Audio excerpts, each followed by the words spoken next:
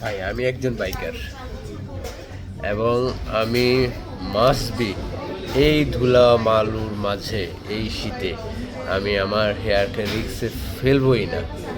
আমি সুতির একটা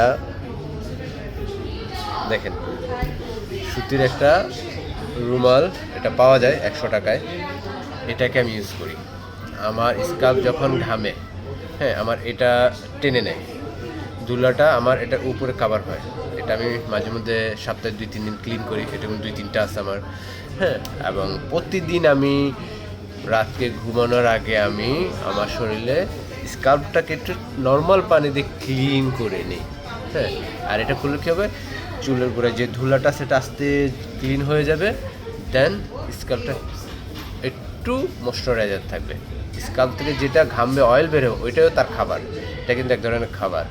হ্যাঁ, তারপরে শ্যাম্পু দিয়ে একদম করে আধা ঘন্টা 10 মিনিট, অনেকজন 5 মিনিট ধরে ম্যাসাজ করে, নট ট্রু। স্কাল্প ড্রাই হয়ে যাবে, বেশি শ্যাম্পু করলে স্কাল্প ড্রাই হয়ে যাবে।